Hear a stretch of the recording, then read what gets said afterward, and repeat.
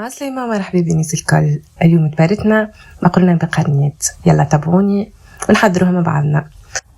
عندي لهني قرنيات لنا في ألمانيا يبيعوا فيهم يعني فما الكبير فما المتوسط. أنا خديت كعبات متوسطين ومانيش باش نصمتهم في الماء على خاطر كي نصمتهم في الماء ونطيبهم يفقدوا البنة متاعهم، وفيسع هو صغير معناتها فيسع يطيب. وعندي 3 كعبات طماطم كعب و3 فصوص ثوم. حطيت القريت نتاعي يتقلى في الزيت ورحيت الطماطم والثوم وخليتهم مع بعضهم هكاكا يتقليو في عقلهم. لازم الطماطم تقلى بالباهي. بعد باش نزيد 3 مغارف طماطم، هذه راهو على اكثر من رطل شويه، يعني تنجم تعملوا انت رطل، تنجم تعملوا اكثر من رطل مقرونه بشويه، وخليتهم يتقليو.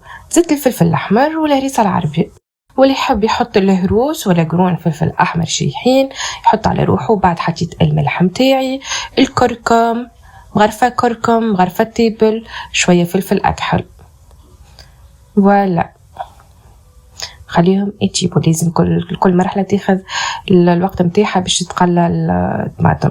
ومن بعد نرجع لهم ونحط مغرفه صغيره كمون ونزيد معاها الثوم. راهو الثوم في الاخر راهو يبنن على الاخر، انا نقسمه على مرتين، من الاول ومن الاخر. اي فوالا مقرونه طابت صحه وبشفي ليكم. وما تنسيش باش تقليو قرن فلفل والا تحطوه يطيب. وبالنسبه للعبيد الجديده تبع فيا ما تنسيش باش تفعل الجرس وتعمل لي ابوني. مرحبا بكم.